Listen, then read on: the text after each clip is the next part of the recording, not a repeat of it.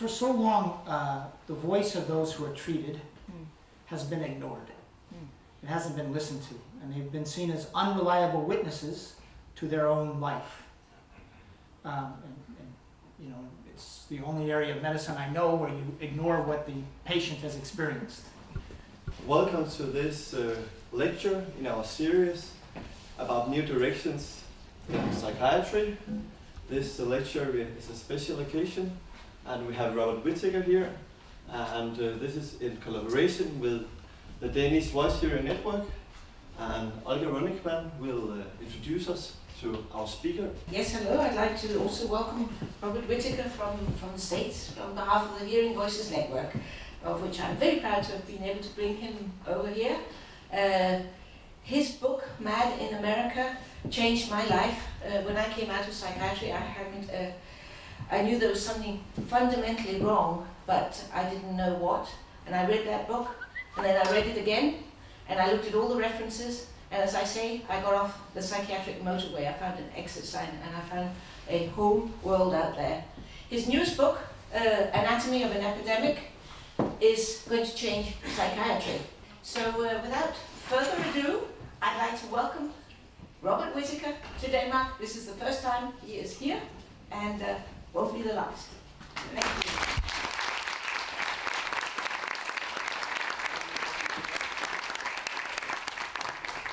I've been traveling a lot in the last couple of years, but it's the first time ever in Denmark, so thank you. So by background, I'm a journalist. I've been writing about medicine and science for 20, 25 years. I was a newspaper reporter for a long time, covering medicine. For a while, I was the director of publications at Harvard Medical School, a very traditional position. And then I also had my own publishing company for a while that focused on the development of new drugs. I had no particular interest in psychiatry. The way I got into this was in 1998. I was co-writing a series for the Boston Globe on abuses of patients in psychiatric research settings. Now, one of the things we did in that series is we wrote about studies in which they had withdrawn people diagnosed with schizophrenia from their antipsychotics, and we said that was an unethical thing to do, because you would never withdraw a diabetic from insulin, so why would you withdraw someone from schizophrenia from a drug that's like insulin for diabetes? What happened, though, for me, when I was doing that series, I came upon some studies by the World Health Organization that challenged that belief system, or what I knew to be true. And the World Health Organization had twice conducted studies that compared outcomes in 3 poor countries, India, Colombia, and Nigeria, with outcomes in the US and 6 other, quote, developed countries. And actually, I think Denmark was one of the developed countries in that study. One was a 5-year study, and the other was a 2-year study. And each time, they found that outcomes were much, much better in the developing countries of the world. Much better, in fact, in India and Nigeria than in the US and other developed countries. And the World Health Organization concluded that living in a developed country is, quote, a strong predictor you won't do well long term if you're diagnosed with schizophrenia. So I wanted to know why would living in a rich country with our advanced medicine and all the social care we can provide people, why would that be a predictor you do poorly long term? Now, if you look at those WHO studies, you'll find this. The first one was a 5-year study. And after they were very surprised by their outcomes, and they hypothesized maybe the reason for the better outcomes in the poor countries, in the developing countries, is that the patients were more medication compliant. They took their antipsychotics more regularly.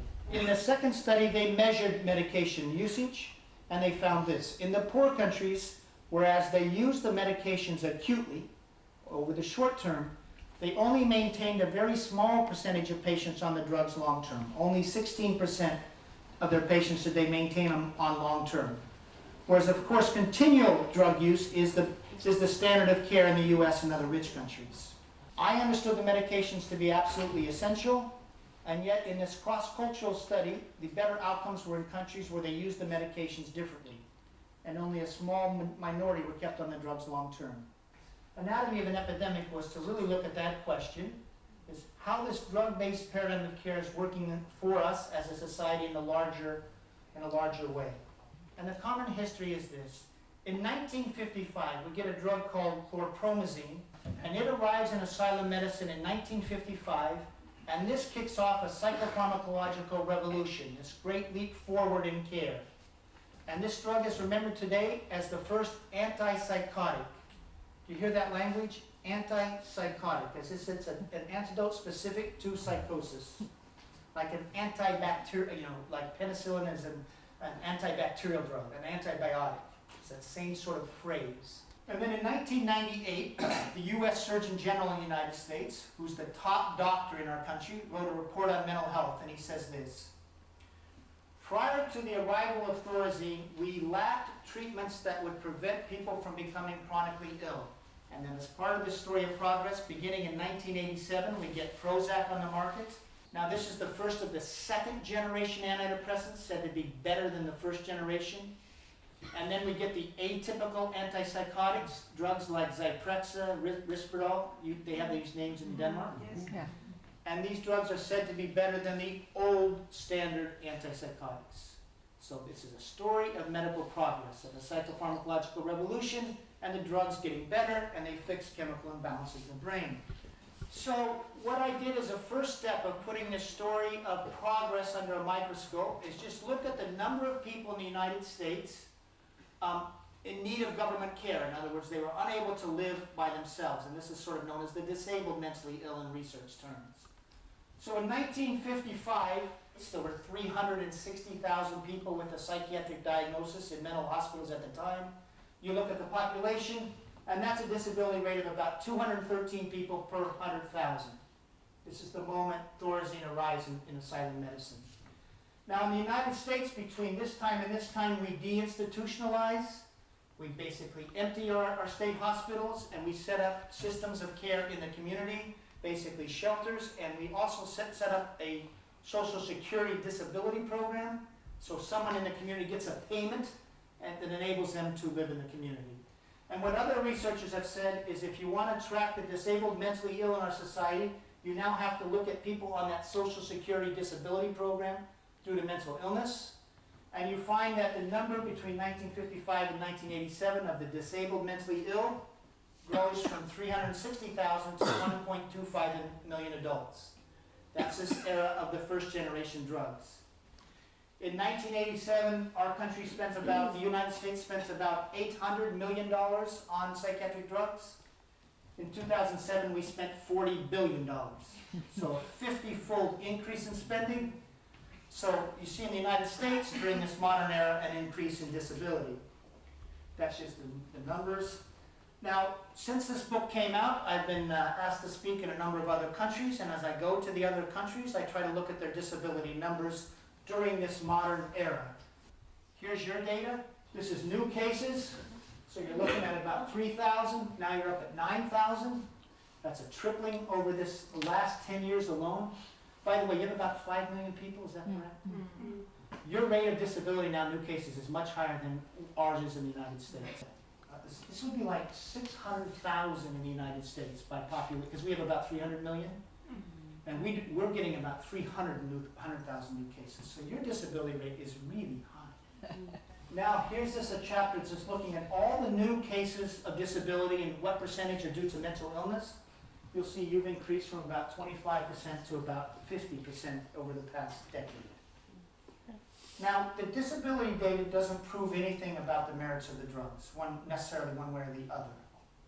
But you can see it raises a question for us as a society, right?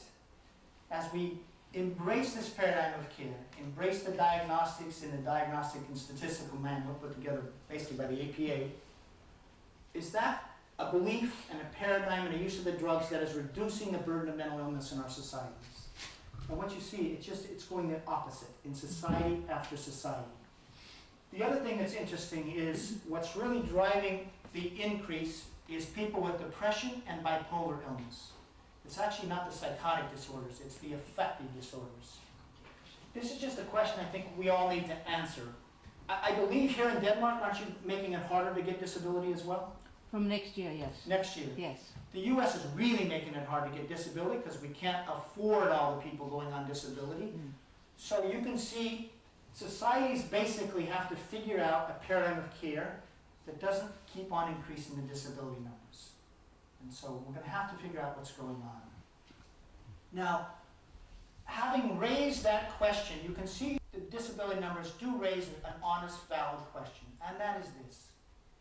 How do medications shape the long-term course of people's lives? And in terms of their ability to work, their ability to function, their physical health, etc. Now, one of the reasons I think Anatomy of an Epidemic is getting some attention, both in the United States and elsewhere, it's really the first book, even in the United States, to look at the question of how the drugs affect long-term outcomes. Because the reason the drugs get approved by the FDA and basically in other countries is they're shown in clinical trials to knock down the target symptom of a disorder better than placebo over the short term, right? And that is seen as effectiveness. But what is happening to people's lives over the long term is a very different question. And really what I try to do here is look at what science is telling us about how the medications shape lives over the long term. And that's really what's new here. And now the reason I want to do antipsychotic drugs is this tonight. First of all, antipsychotics are seen as at the heart of that psychopharmacological revolution, right? They're the drugs that made it possible to empty the hospitals. Second, they're the best studied class of drugs over the long term, over the past 50 years. And third is this. If there's any class of drugs that should show a clear benefit, it's the antipsychotics. Because we as a society believe if you have a diagnosis of schizophrenia or a diagnosis of a psychotic disorder, you need to be on this drug for life, right? That's the common wisdom. And so if that's so, if we believe in that so fervently, the data here should be really solid, showing that the drugs improve the long-term course of schizophrenia. Now imagine you're a researcher in the 1960s. You put people on these antipsychotics. What's your next question? How long should the patient stay on the drugs, right? And what they did is they ran studies designed like this. They took the good responders to antipsychotics, those are the ones where the psychotic symptoms had abated, and then they ran studies where they abruptly withdrew half from the drugs, the other half they maintained on the drugs, and those abruptly withdrawn from the drug relapsed at a higher rate, meaning the psychotic symptoms came back and they had to be rehospitalized at a greater rate. So researchers said, aha, you remove the drug, the disease comes back. Staying on the drug lowers the risk of relapse. You see the reasoning there? Okay, and that is the rationale for long-term use. It's relapse studies, where you abruptly withdraw the drug from half, they relapse at a greater rate. Now, I think there's actually one more part of the evidence base, and it's the doctor's perception. Imagine you're a psychiatrist working in an emergency room. People come in with psychotic symptoms. You give them an antipsychotic. The symptoms abate somewhat over the next 6 weeks. So what do you see? You see that the drug works. Then the person goes home, says, I hate these drugs, goes off, gets rehospitalized, comes back to the hospital. What does the doctor see? Got to stay on that drug. All right, what's missing from the evidence base? Well, there's a couple things missing. Imagine we ran a study like this. We have people come into an emergency room. Half are put on psychosocial care and are not put on drug, and we're going to follow them for 3 years. The other half are put on drug, we follow them for 3 years. In other words, this is a never exposed group. And we start looking at something more than symptoms. We look at employment. We look at cognitive function. We look at physical health. Do the relapse studies tell us what might happen to people if they weren't put on the drugs? They don't, right? The relapse studies tell you once you're on the drug, don't come off them abruptly. But they don't tell you what might be happening if you treated people with psychosocial care but didn't put them on drugs. The second thing is the relapse studies may have a design flaw. It's the abrupt withdrawal. It's now well known when once you're on an antipsychotic, if you abruptly withdraw that drug, it increases the risk of the relapse. But then a person named Ross Baldessarini, he's a famous psychopharmacologist from Harvard University, been doing this for a long time, said, but wait a minute. What sort of relapse rate would we get if we get a gradual withdrawal, try to take the drug away slowly? Now, there were very few studies in the literature where they had tried gradual withdrawal, but he managed to find a few, and in those studies he found that the relapse rate was only 1/3 as great as it was in the abrupt withdrawal. So that showed partly this high rate of relapse is due to the design of the study. And what Rosbal-Visserini found is in the gradual trials, withdrawal trials, 38% of the patients relapsed within the first 6 months. But those who did not, he said, had an excellent chance of remaining well indefinitely.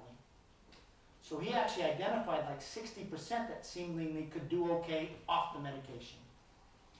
Now the final thing in terms of what's missing from the evidence base is, do clinicians today know what the course of unmedicated schizophrenia is like?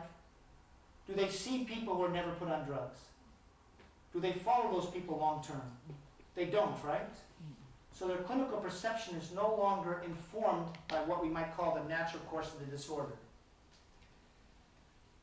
So now you can identify these flaws in the evidence base. Now your next step as a journalist is, okay, are there researchers out there who can say, here are our studies that show we're improving the long-term course, okay? Whatever they might be. And when you do that, you find that the researchers say, we do not have evidence that antipsychotics improve long-term outcomes. Now this was done by Emmanuel Stipp. He's a fairly famous psychiatrist from the University of Montreal. He was writing at the 50-year anniversary of the discovery of chlorpromazine, and he says this: after 50 years of these drugs, neuroleptics is another word for antipsychotics, are we able to answer the following simple question: are these drugs effective in treating schizophrenia? He says there is no compelling evidence on the matter when long-term is considered. So what this researcher is saying, this is an investigation worth doing, trying to figure out how the drugs affect long-term. You see that? And now here's something I think really important. He says, if we wish to base psychiatry on evidence-based medicine, we run a genuine risk in taking a close look at what has long been considered fact. That's the risk you're all taking here tonight by coming. Because I'm sure in your treatment systems, if you're among general educational programs in psychiatry, they will say these drugs have been shown to be effective. People with schizophrenia need to take these drugs for life, right? That is the standard of care. What he's saying is, maybe that belief isn't well-founded. The next thing I wanted to understand was the Hippocratic Oath. What does the Hippocratic Oath say? We think it says do no harm, right? Isn't that what it says? Yeah. What does that mean? Well, if you study Hippocrates, it means something much more than just do no harm. What Hippocrates was saying is there's often a natural capacity to recover in nature from an illness. And what you have to do is you have to improve on that natural capacity to recover, and then if you don't improve on it, you may be doing harm with your intervention. So hypothetically, imagine you have an illness, you treat it, 50% are cured, and the other 50% stay the same. Let's say the natural capacity to recover from this illness is 70% recover, and 30% stay the same. And now with your treatment, only 50% recover. You've done harm, right? Now the common understanding is, prior to the arrival of drugs, people couldn't get out of the hospital if they were diagnosed with schizophrenia. You remember hearing this? It was always chronic? Not true. When these studies done between 1945 and 1955, roughly 2/3 of the patients would be discharged within 12 to 18 months. When they came back 3 to 5 years later, roughly 2/3 were living independently in the community. Not on social welfare, because we didn't have the social welfare programs. And in 1963, the NIMH did a study where they were looking at employment rates 1 year after initial diagnosis of schizophrenia. And they found that the employment rate was roughly 58%, okay, 1 year after the initial diagnosis. And you know what they said at that time? This is disappointing. This is no better than what we were getting between 1945 to 1955. Now, England did a 5-year study at this time as well. England was diagnosing schizophrenia more narrowly than we did in the United States. And they found this. 5 years after initial diagnosis, 1/3 just weren't schizophrenic anymore. In other words, they did not have the symptoms of schizophrenia. There was another 20% that was they might still be symptomatic, but they could function okay in the community. So employment rates, again, were above 50% 5 years later. So now what I'm going to do is I'm going to go through 50 years of outcomes literature, and I'm going to see every bit of literature, mainstream literature I can find that bears on this question of how the drugs affect long-term outcomes. Now, the first such study was done in the 1960s by the NIMH. It has 4 arms. People come into an emergency room. 3 of the arms are put on a drug. And the reason there's 3 arms, it's 3 different antipsychotics, okay? The 4th is placebo. At the end of 6 weeks, the drug-treated patients are doing better. But actually, a lot of the placebo patients are getting better as well. They're then discharged into the community, and then they're followed up a year later. And the researchers noticed something odd. That group treated initially in the hospital with placebo has a lower rehospitalization rate at the end of 1 year than any of the 3 drug-treated groups. So at this very early moment in the outcomes literature, we see the vaguest hint of a paradox. Drugs that are effective over the short term, could they be increasing the chronicity over the long term? Just the vaguest hint, but it shows this is the very first moment of the long-term outcomes literature. Next, I wanted to look at, well, what did clinicians say about the course of the disorder once they began using antipsychotics at that time? Because physicians in the 50s and 60s would have had some experience seeing what happened to their patients prior to the use of the drugs. And what you see is that the physicians say this: boy, my patients are getting better faster, discharging. But boy, are they coming back to the hospital in droves. They're really coming back. And they invent this description, the revolving door syndrome, to describe this new course. They go out, they come back. They go out, and they come back. This is when you hear this invented. That's one. Number 2, they say this. He says the next thing we're saying is, once you're on drugs, if you relapse, the relapses now are more severe than they used to be. Okay? Than when no drug is given. And then they notice that if you put patients on drugs, and then they come off, and then they relapse, symptoms tend to persist and intensify. So there's this worry in the clinical perception that the drugs in some ways are actually making a relapse, when relapse occurs, worse. And you can see in the title of this paper that worry. It's titled Maintenance Antipsychotic Therapy. Is the cure worse than the disease? In the 1970s, the NIMH revisited the question of the long-term use of these drugs. One of the things they did is they funded a retrospective study by Samuel Bachhoven. He's a psychiatrist at Boston Psychopathic Hospital. Now, he had outcome data, 5-year outcome data, from a cohort of first episode patients treated in 1947 with psychosocial care and no drugs. And then he had 5-year outcome data from a similar cohort treated in 1967 with drugs plus psychosocial care. What did he find? He found that the relapse rate was higher in the modern cohort, and more importantly was the social functioning. In that 47 cohort, 76% were living successfully in the community 5 years later. He noticed in his 67 cohort, they're now much more socially dependent on welfare, etc. So here's what he concludes. Can you all read this? You can see he's surprised, right? His data is not what he expects it to be. May prolong the social dependency of many discharged patients. That's what he's worried about here. On social functioning, maybe we're decreasing their ability to function. Okay, next, by the way, there are very, very, very few studies in the literature where you take first episode patients and you compare psychosocial care to drug over a longer period of time. Very, very few. In first episode patients. This is one of them. The design was, it's 81 patients, I think that's what it is. These are newly diagnosed patients, first episode, and the design is like this. People go into the hospital.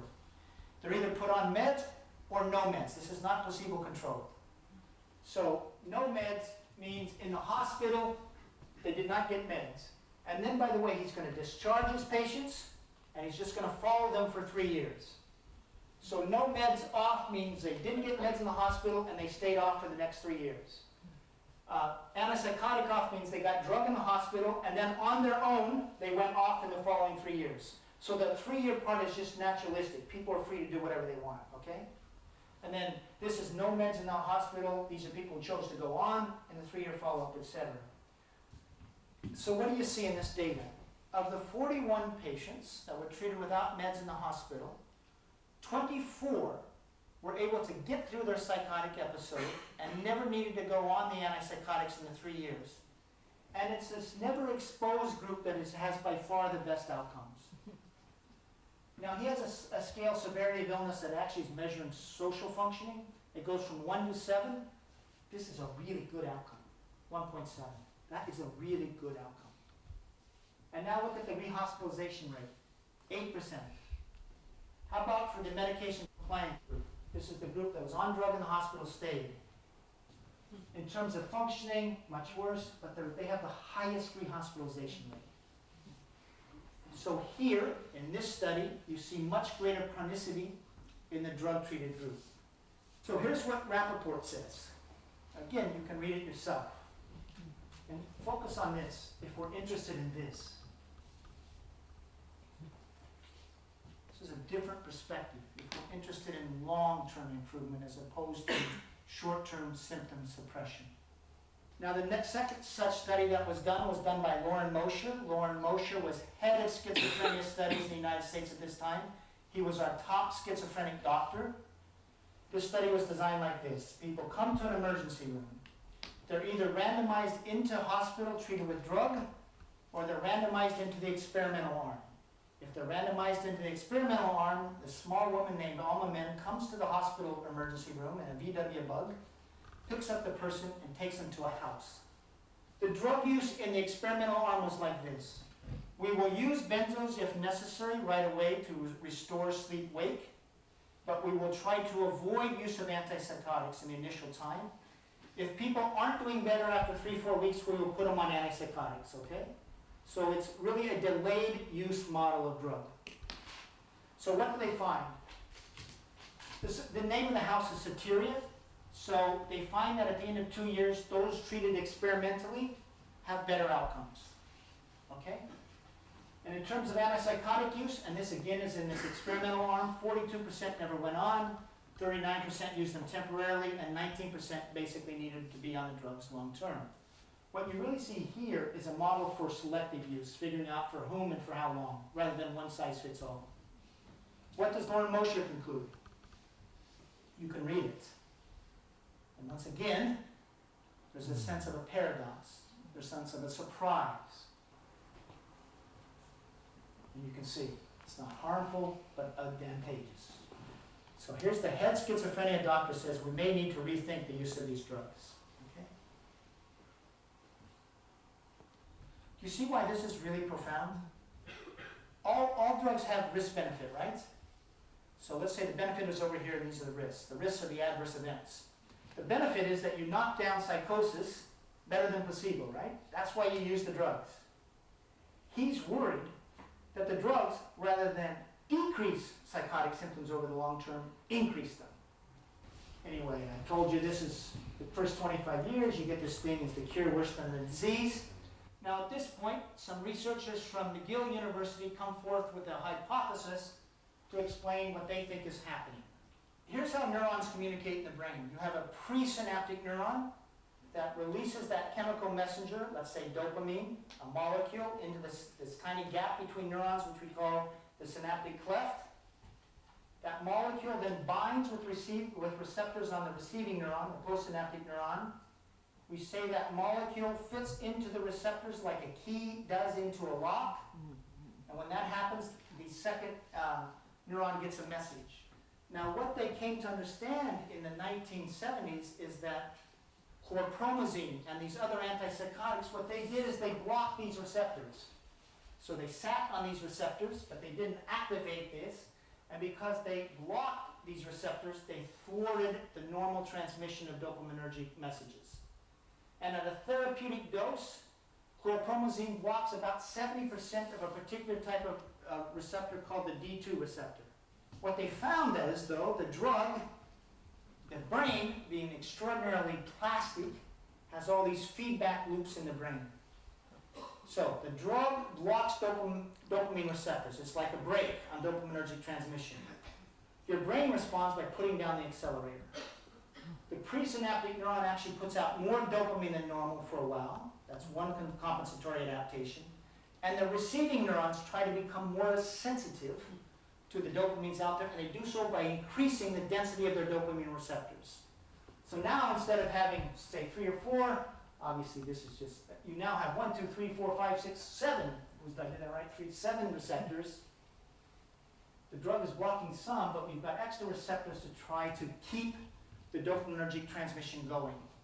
This is a well-known phenomenon. The researchers say that the brain is upregulating its receptors, and it's doing so to maintain, they say, its homeostatic equilibrium, the normal functioning of these dopaminergic pathways. And by the way, all the psychiatric drugs basically work this way. If you have a drug like an antidepressant that acts as an accelerator on serotonergic activity, the brain will put down the brake. It'll always do the opposite, okay? But what the researchers coming back to our story said is, you get these extra receptors, and the brain now is super sensitive to dopamine. And the idea is this has 2 problems. It makes you extra biologically vulnerable to psychosis. You come off the drug, that's why you have the severe relapses. And think about this. The drug puts down the brake, your brain puts down the accelerator, now take away the brake. What do you got? You really have something out of balance, right? They said that's why we're getting all these severe relapses. But they're also saying even if you stay on the drug, you have this increased biological vulnerability to psychosis. And you can see, it says, an implication is that the tendency or psychotic relapse in a patient who has developed such a supersensitivity is determined by more than just the normal course of the illness. Now there's another worry here in essence. Have you all heard of tardive dyskinesia? Have you heard of that phrase? So, well, there are 3 main dopaminergic pathways in the brain. One goes to the basal ganglia, which controls motor movement. One goes to the limbic system, which is involved in emotional responses, and the other goes to the frontal lobes. Now, what they were discovering in this time is people staying on these drugs long term, many of them were developing tardive dyskinesia, and that's where you get permanent motor dysfunction. And if you go into, say, a long-term shelter, you might notice people doing this. The tongue will be moving rhythmically, or they might have constant other motor movements. Now, that's a sign that the basal ganglia has become dysfunctional. And what's happening is those neurons are firing all the time. So researchers said, well, if you get dysfunction in the basal ganglia, maybe you're going to get dysfunction in the limbic system, and that will lead to tardive psychosis, or permanent psychosis. So they did a study, these are Montreal researchers, and they calculated that after 10 years on the drugs, 30% of their patients showed signs of tardive psychosis, where the psychosis was becoming more severe and more constant. And they say when this happens, the illness appears worse than ever before, new symptoms of greater severity will appear. So after 25 years, you saw these data that shows we may be increasing the chronicity of the disorder and a biological explanation for why that may be so. Okay? You don't hear much about this anymore. And really what happened was this. There are stories of Guy Chenard and Barry Jones, they're the ones who came up with this hypothesis, presenting to groups of psychiatrists, and the audience just going, they can't take it. Sort of cognitive dissonance. People standing up saying, are you telling me that the drugs I use to fix psychosis are making me more psychotic over the long term? And you see psychiatry basically push, at least American psychiatry, push this concern away. We're not going to talk about it anymore. So, that was 25 years ago. What we want to see now going forward, we're going to look at whatever evidence we can find, and we're going to see is there any evidence that maybe the dopamine supersensitivity problem does exist, and then we're going to see what other evidence may be out there that's relevant. Now, one of the things that happens is we get MRI technology in the 1990s, which allows us to study brain volumes, right? Now, if you give antipsychotics to monkeys, healthy monkeys, at a therapeutic dose, in other words, for their body weight, you will find that their brains shrink. And that after 2 years on the drug, their brains weigh about 10% less than normal. And that's with the old drugs and the new drugs. So this is an example of the animal research you see. And you'll see the differences were observed across all major brain regions, but appeared most robust in the frontal and parietal regions. So this raises the question, might it be happening in humans? Nancy Andreasen is the former editor of the American Journal of Psychiatry. So this is someone at the heart of American psychiatry. And in the early 1990s, she started a very large MRI study of mostly first episode schizophrenia, and her theory was this. Schizophrenia is a neurodegenerative disease characterized by brain volume over loss. In other words, it's a disease process. So she's going to do MRIs, and she's going to expect to see the brain shrink over time, but she expects it to be a disease process, okay? Now, she reports in 2003 that's what she's seeing. You see this progressive reduction in frontal white matter volume, etc. She's saying, I've discovered the disease, the brain shrink. Then she says, as this happens, what happens to symptoms? You see, they correlate with the worsening of negative symptoms, that's an emotional lethargy, increased functional impairment, and after 5 years, cognitive decline. By the way, you know, I don't really like presenting this data. I think it's really upsetting data. Yes. I'm sorry, and especially if people are taking the medications. And one thing I always like to say, if you're taking the medications, this is not a medical advice talk. Never act on whatever you hear here.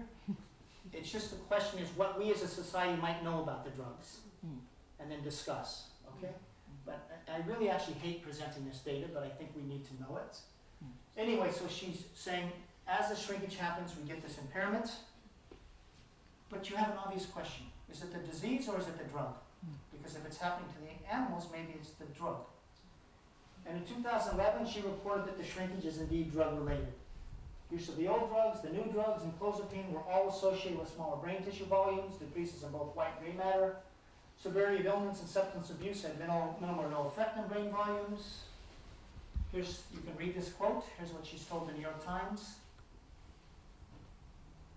How many of you have you heard that the brain causes frontal atrophy? I mean that the drugs cause frontal atrophy. Atrophy means shrinkage. It causes the prefrontal cortex to slowly atrophy. This is from the former editor of the American Journal of Psychiatry. Now, if you were, I think if Nancy Andreasen were here, she'd say this. I think there's still a disease process going on where the brain shrinks. Unfortunately, the drugs, rather than arrest that brain shrinkage, exacerbate it. I will tell you, though, there is a researcher in the UK named Joanne Moncrief, and one in the United States is named Jonathan Leo. They scoured all the MRI studies of schizophrenia patients, and somehow they found 3 long-term studies where people had never been medicated. I have no idea where they found these patients.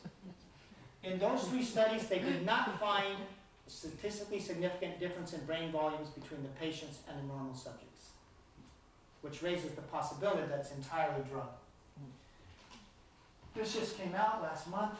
You'll see, if they look at this, you'll see much more severe brain loss in the medicated patients. Here's why this is so upsetting. Think about this. You have an outside agent is administered to the person. As that happens over time, their brains shrink. There's a morphological change. And as that shrinkage happens, the person becomes more emotionally disengaged, more functionally impaired, and worse cognitive function as well. That's really the story of an iatrogenic process. Iatrogenic meaning treatment caused. So you can see why this is a worrying line of research. Okay, I told you about the WHO cross-cultural studies. We started out with this. You'll see that both times they found that being in a developed country was a strong predictor of not attaining a complete remission. They found exceptionally good social outcomes in the poor countries. They looked at the medication usage. You'll see that it was different. Then they went back to look at the patients, and they noticed in the poor countries where the majority were not maintained as a matter of course, 53% were never psychotic anymore, and 73% were employed. Okay, now those studies were done in the 1970s and 1980s. We have a new cross-cultural study done by Eli Lilly, the maker of olanzapine, Zyprexa. What's different about this study is everybody is kept on drugs for 3 years, so there's no variability in drug usage. Huge study. Now, actually, there's a lot of symptom control here. This actually is pretty good outcomes. Okay, you see this one, but here's the question: is how are they functioning in society? Are they working? Are they socially engaged? You see how poor it is? And now this is sort of the old developing countries, they're worse now than, say, you are in North Europe. And it isn't that Europe has come up, it's that the poor countries have come down on functional outcomes. So you see, as they adopted our paradigm of care, where you maintain patients, their functional outcomes went down. Okay, one last bit and then we'll finish this up for questions. We have here what I'd like to call dueling stories. We have a story that we believe in is that the antipsychotics kicked off a psychopharmacological revolution, helped make it possible that people live in the community and are so essential for the treatment of schizophrenia, right? Like insulin for diabetes. I told you a different story tonight. I said, let's follow this other science, and that science illuminates a paradox. Over the long term, it seems they make the people more chronically ill and more functionally impaired. Those are dueling stories. Now, there's one long-term study that's been done in the United States, prospective, that really helps us see which of those stories is predictive. Remember, if the conventional wisdom is predictive, if we do a study where we follow people long-term, those who stay on the medication should do better than those who get off, right? If what I've told you is true, if that science is predictive, the opposite will be true. So here's the study. It was done by Martin Harrell. He's at the University of Illinois College of Medicine. Starting in the late 70s, early 1980s, he enrolls 200 psychotic patients into his study. Okay? And now everybody is treated, it's a naturalistic study. Everybody is treated conventionally in the hospital with drugs. All right? Then they're discharged, and now he's just going to follow them at 2 years, 4.5 years, 7.5 years, 10 and 15 years, and 20. And in each follow-up, he's going to look at, are they taking antipsychotic medication? Have they been in hospital? Are they still having symptoms? Are they working? Are they anxious? What's their cognitive function, okay? At the end of 15 years, he still had 145 of the 200 patients in his study. That is a really good keeping people in your study, 77%. And of the 145, 64 had a diagnosis with schizophrenia, 81 with a diagnosis of a milder disorder. And you see here, it's a young cohort. We're getting them early in the course of this. And about half, it's their first hospitalization, which is good. We're seeing them early on. Okay? Here's his results, and I've mixed the results from both his 20-year and his 15 years. This first one is from his 20 years. This one I think is really interesting. Oh, by the way, this is of the 64 schizophrenia patients, 25 had gotten off by year 2. This would not happen today, but in the early 1980s, there was more leeway for patients getting off. At the end of 2 years, the percentage of people suffering from high anxiety is about the same. About half the patients have this real high anxiety inside. Notice what happens between year 2 and 4.5. Those on drug, the numbers experiencing high anxiety increases. Yeah. Whereas those who go off drug, there's this extraordinary drop in the percentage experiencing high anxiety. Now, there's no other place in the literature that tells us of a possible healing process from year 2 to 4.5. Do the relapse studies tell us this? They don't, right? This is the only place where you see this extended healing happening between year 2 and 4.5. Now, anxiety, by the way, correlates with outcome. High anxiety is a real predictor of poor outcome. And what probably is happening, the researcher says, is something called tardive akathisia is developing. Now, akathisia is this inner agitation where you feel like you can't move, but you want to move. Yeah. And people describe it as a form of sort of inner torture. Yeah. Olga was talking, you don't mind, right? No. Olga was on antipsychotics for long term. She talks about how this is so acute, this pain. And what they're saying is it seems to be becoming chronic and persistent. Anyway, this is a huge difference. Next, cognitive function. Remember we said the drugs shrink the brain and impair cognition? If that's so, maybe you're going to see better cognition in those who got off. That's what you see at every follow-up. The blue is the off group.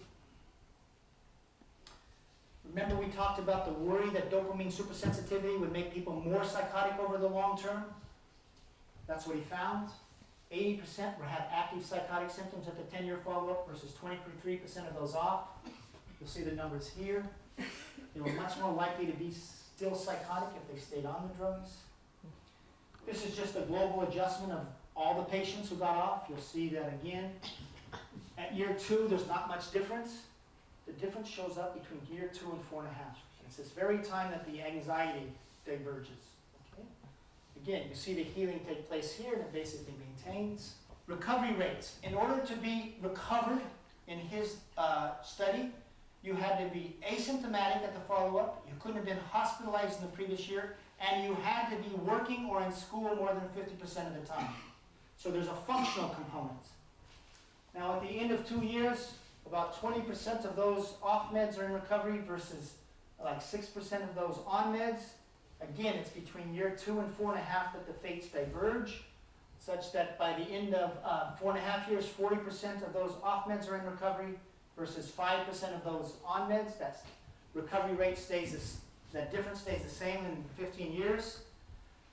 Now Harold has 3 outcomes. He has recovered, so-so, uniformly poor. The off group, 40% recovered. This should be 44, not 46. Sorry about that. Is the so-so. Only 16% uniformly poor. Here's the on-med group. Only 5% recovered, 46% so-so, 49% uniformly poor. So it's not just a lower recovery rate, much more likely to be in this uniformly poor. Now, if you read the Harold paper published at the end of 15 years, he says this. It's not that the drugs make people worse. He says there was a group with good prognosis, the drugs stabilized them, and that's what enabled them to go off, and they were the more and more likely to go off. So what you really have here, it's a good prognosis group versus a bad prognosis group. That's what he says in the discussion. But that's not what his data shows. If you look at his good prognosis patients, those who got off did better than those who stayed on. In his bad prognosis group, those who got off did better than those who stayed on. And then we're going to see some more data with the milder psychotic disorders group. It's the same thing. And so I said to Dr. Harold, that's not what your data shows. Your data shows that every subset, it was the off-med group that did better. So Martin Harold said to me, listen, this sort of goes off the record. I was told not to publish this data by my colleagues because it was bad for psychiatry. He couldn't get it published in an American journal. And this guy has like 150 publications. He's been doing the longitudinal studies of mental disorders for a long term. His funding was threatened because of these results. What he was telling me, he's spinning this in order to make it acceptable. But here's what he told people at the 2008 meeting. This is not from the writing book. This is what he told his colleagues at the 2008 meeting. I conclude not on antipsychotic medication for a long period of time have significantly better global function than those on antipsychotics. This is the best long-term study we have. It's the only prospective study we have. Now, how many of you have heard this in your studies? It's not part of the information that's given us. How about the other psychotic patients? You'll see again, it's those off do much better. Again, it happens here. By the way, this is really good outcomes. More than like 60% of the people are employed. And here is the study that really belies the idea that it's just good prognosis. It's different prognostic categories. This is milder disorders. Now, these are people who are following accepted wisdom, okay? These are the outcomes for those who follow their doctor's orders. These are the outcomes, and the better outcomes are here, are for those who didn't follow the doctor's orders. Much better. And here's the real kicker. Schizophrenia off is much better than milder disorders on. How does a worse illness, one with a worse prognosis, do better than those with a milder prognosis long term? Now, I only know one explanation. The drugs are iatrogenic. They're worsening in the whole aggregate outcomes. Now, when we say this does not mean necessarily that nobody benefits from the drugs, that sort of thing. It just means in the aggregate, you're not improving outcomes. But I would say this, if you want to irritate people, but raise a discussion, just use this graphic. Ask why. How do we explain this? And you can see why we need to explain it.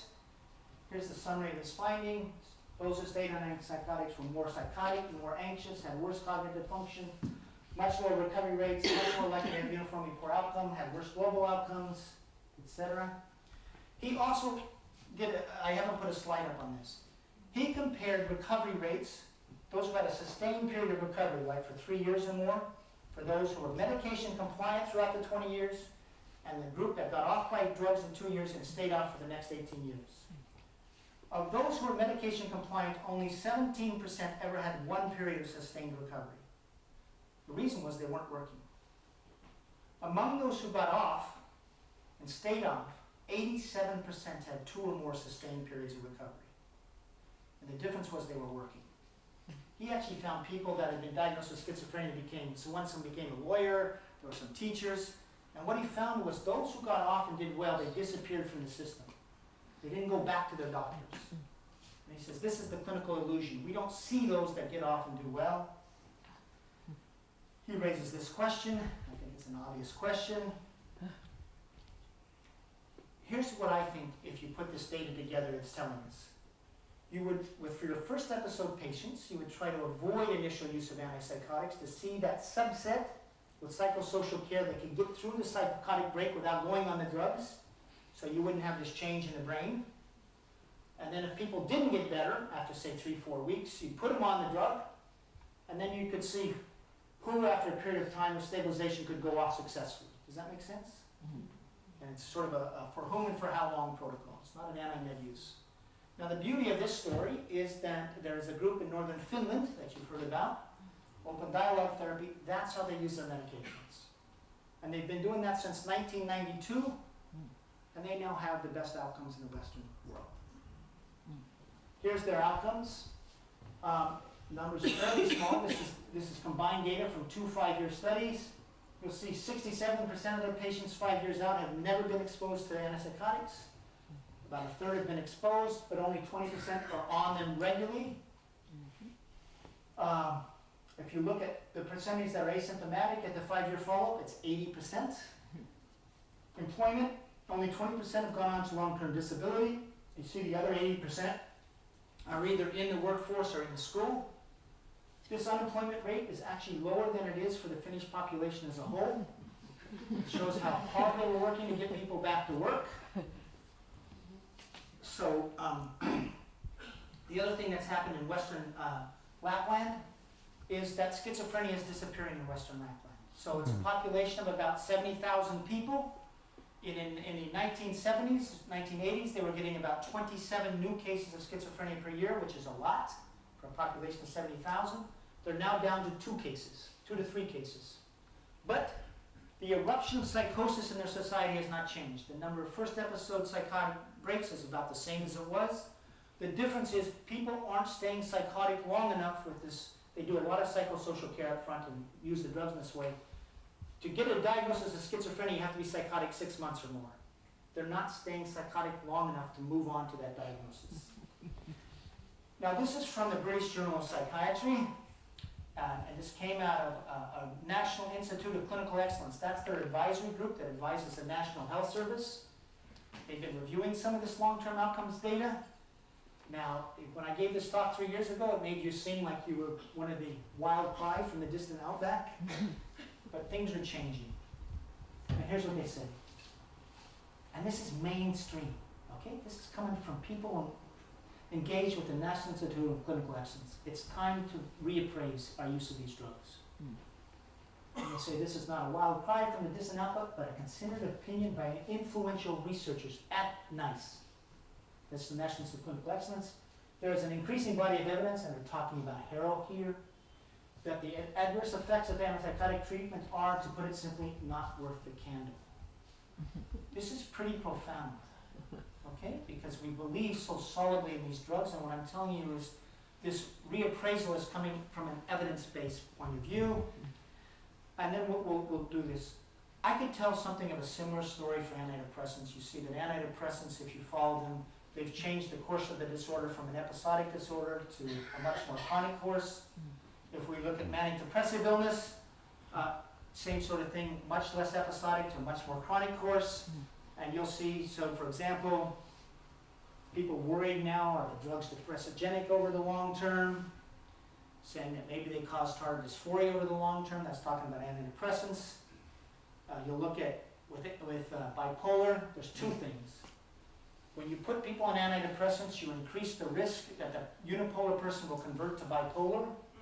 So one of the reasons we have this extraordinary surge in bipolar is because it increases the risk you'll have a manic episode and go bipolar. This is data quantifying that risk, showing the greater risk if you're treated with drug. Here's a quote saying from Fred Goodwin, is a former director of the National Institute of Mental Health. He writes the textbooks on manic depressive illness. He says, if you create iatrogenically with the drug of bipolar patients, that patient is likely to have recurrences even if any antidepressant is discontinued. Evidence shows likely to have another one. So this is literature from mainstream researchers saying we are creating bipolar patients with the antidepressants. Anyway, and just these are 3 leading bipolar experts in the country talking about the change in outcomes in bipolar. If you read each one, Carlos Arate's head of the Mood Disorders Program, he wrote a paper in 2000 saying we used to get good outcomes for manic depressive illness. Now we're having bad outcomes. Ross Baldassarini, same thing. It used to be favorable, now poor functional outcomes. Fred Goodwin saying the illness has been altered. So you see and hear the sense that things are going awry. And here's the final quote.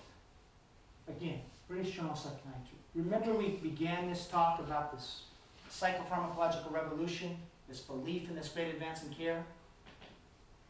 What is the journal saying? Saying it's time to put that belief aside. That revolution really hasn't panned out. And we need a new paradigm of care. And what they're really saying is we need a much more holistic paradigm of care that has a lot of emphasis on psychosocial care, and then we figure out over here the drugs for whom and for how long, which is very different than one size fits all, and that the drugs fix insulin for diabetes. And again, what is important for me is, you didn't hear this 3 years ago. In fact, when I wrote this book, Anatomy of an Epidemic, there was a review in my hometown newspaper, the Boston Globe, that came out the day the morning the book was produced. It was hit the shelves. It was written by a doctor, a child sleep specialist who works at Children's Hospital. He's not a psychiatrist. He'd never written a review ever. And here's what he said. He likened me to an AIDS denier. And he likened me to a South African dictator by raising these issues had caused hundreds of thousands of deaths. Now, I will say, when you write a book, you don't really want to be likened to an AIDS denier. That's not the great thing to wake up to. But here we are 2.5 years later, and really the British Journal of Psychiatry is saying the same thing. It's time to rethink this paradigm of care. And I think what's happening is if we look at what is happening with societies, their disability rates up and up. We have an early death problem with severe mental illness. And when we look at long-term outcomes, you just do not see evidence that the drugs, on the whole, improve long-term outcomes when we look at employment, social functioning, that sort of thing. And I want to emphasize one thing. We're talking about in the whole, in the aggregate. I know some people who function really well on these meds. I wish everybody functioned really well on the meds. So we're not saying that this is what happens to everybody. It's just what is happening to outcomes in the aggregate. Okay? Thanks. And then we'll have questions, I think, after the break.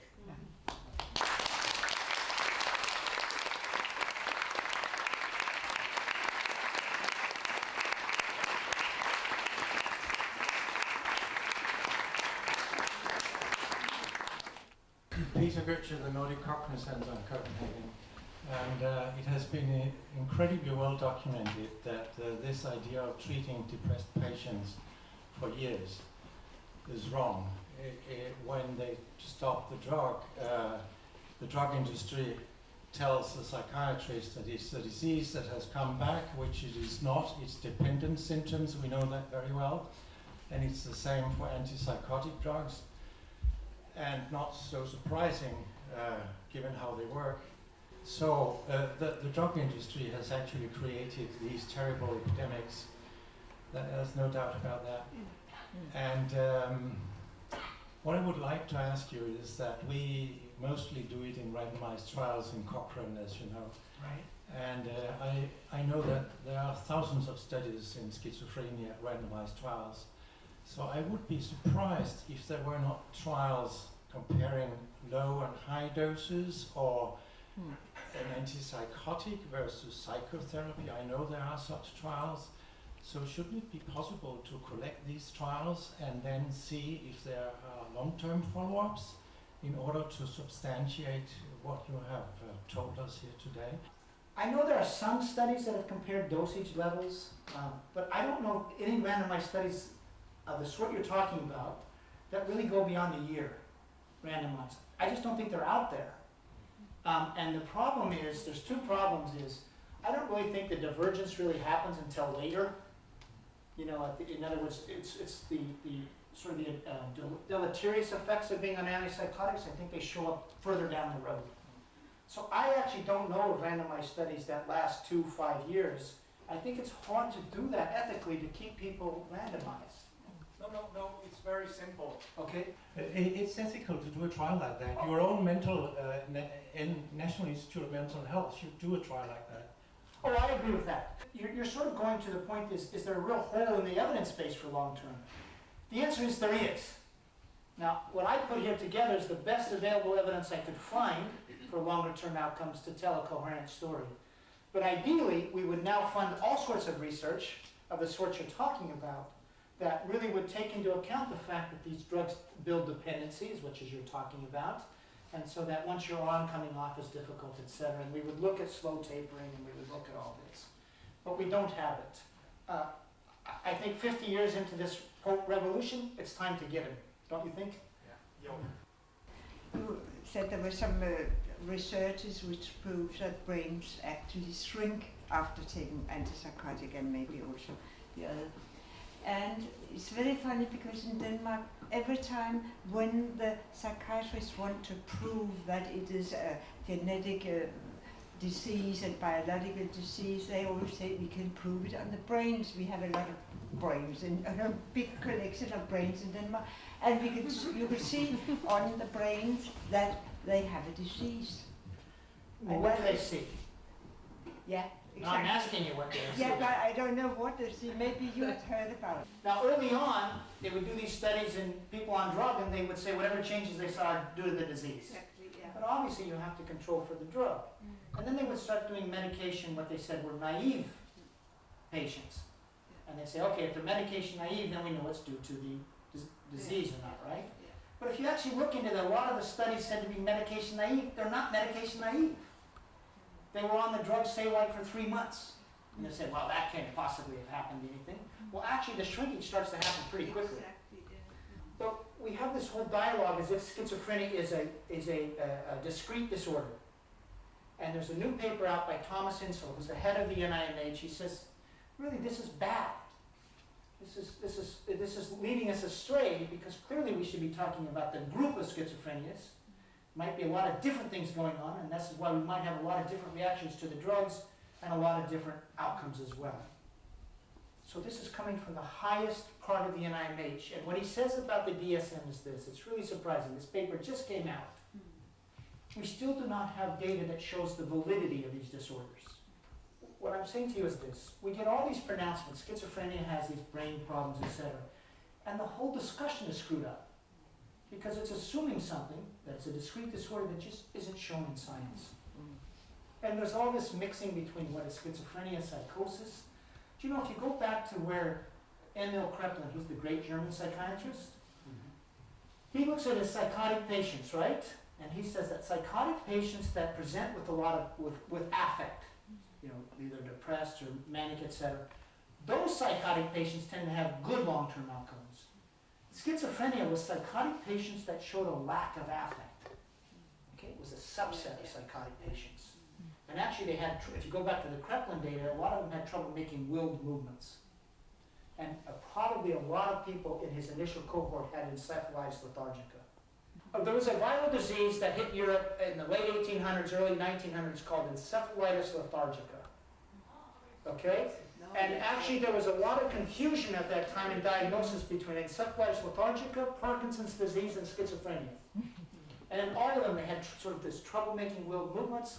There was a lot of withdrawal from the world. Then once they identified the virus, I think it was in 1916, now they can identify encephalitis lethargica.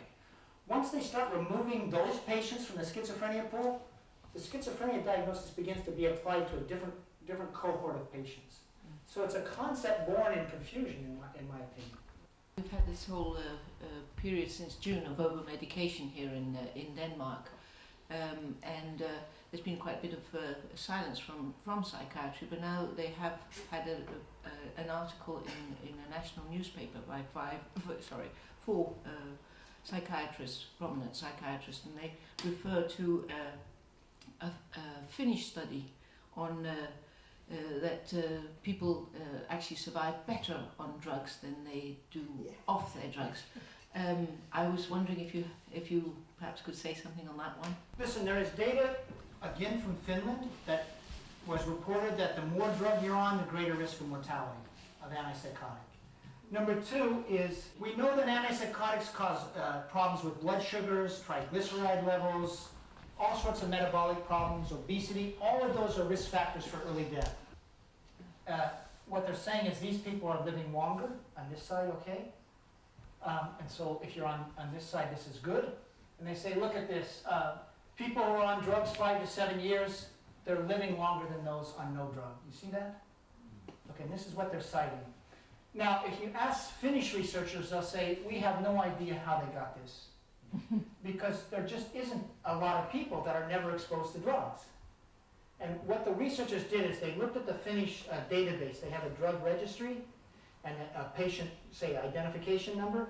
And so let's say a patient identification number 156, and they look at 156 if they ever filled a prescription, and they don't show it. But what they'll say is they don't think this drug registry is any good. That's what the Finnish doctors just say. But here's the more important thing is, you see this group that has the best survival rate? They're on antipsychotic drugs 0 to 5 years in the 11 years. So actually the best survival rate is in the group that got off the drugs. What the researchers are quoting is they're comparing this to no medication, and they're conveniently leaving out the people who got off in the course of 6 months. And I hate to say this, but it's dishonest. And what happened was, so I was a reviewer, and initially when the study came in, they had a deal like, let's say someone's on drugs for 25 years, they go off drugs for 2 weeks and they die. Let's say their kidneys are failing. They were attributing initially that death to a no-med group, even though they had been on for 25 years.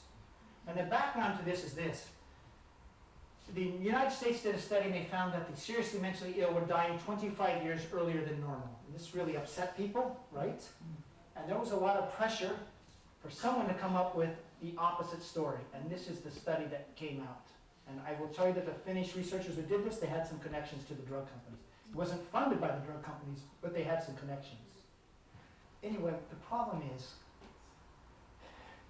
this study is being cited everywhere now as proof that the drugs are good, that they extend life, okay? No one actually gets to see this chart. But I hate to say it, when your doctor in Finland quotes that, they should have the decency to point this out. I have been in the system for almost 20 years, and I'm 48 now. In an early age, I found out that when I got fear, when I got anger, it was inside me. And schizophrenic is something that they put on me about 8 or 10 years ago. And I didn't know what to do about it, because psychiatrists, they have a lot of opinion, they know a lot, they have the knowledge, but they don't always ask in the right way. How shall I could talk about something that they can't help me with? And I have decided to use my anger and to tell what I most fear. And what I mostly fear is to be strong, to be fighting and be a part of the society, because it's like a filter. It's like seeking, longing for peace and for longing for quiet places and for longing to reach out. One of the things that is changing, I think, at least in the United States, and I think it's changing in Denmark and throughout Europe, is for so long the voice of those who are treated has been ignored. It hasn't been listened to, and they've been seen as unreliable witnesses to their own life. You know, it's the only area of medicine I know where you ignore what the patient has experienced. And I think one of the things that is happening now, which is such a welcome development, is that maybe if you're going to practice good medicine, is you have to listen to the person who's being treated and honor their experience and see it as valid. So the point is, I hope that in the future we'll honor the voice of those who are being treated much more. What are they going through? What are their life stories like? We really need to, I think, rediscover in medicine life stories, especially in psychiatry. How did people reach this place? And it just didn't come out of nowhere, right? There's a story that leads up to these things. And I think we need to rediscover that, and so hopefully this is happening. After having been at hospital in 2 months, and I went back to high school, I could no longer understand letters and numbers. It would break down economically if the Denmark should pay for all the damages psychiatry has done during the years. Tardive dystonia and so on, problems with the heart, and much more with well. The last thing you said was you have tardive dyskinesia and tardive dystonia, which are known side effects of long-term use of antipsychotic medications. And unfortunately, it's a sign that you've had some damage to your basal ganglia. So she's sort of bearing witness to one of the adverse effects we talked about here today. You told me that your book was going to be translated into Danish. Well, this is a way to recommend the book then. Yeah, and finally I would say that I'm not a researcher but a clinical working in a psychiatric hospital. I've done that for 7 years, and my personal experience unfortunately supports your data. But I've seen lots of patients, been talking with lots of professionals in the system, and unfortunately the personal experience from the patients are not that important these days. So hopefully your book will make it possible to use this very important experiences from the professionals and patients. Yeah, that's it. I will say, non-profit foundation called the Foundation for Excellence in Mental Health Care.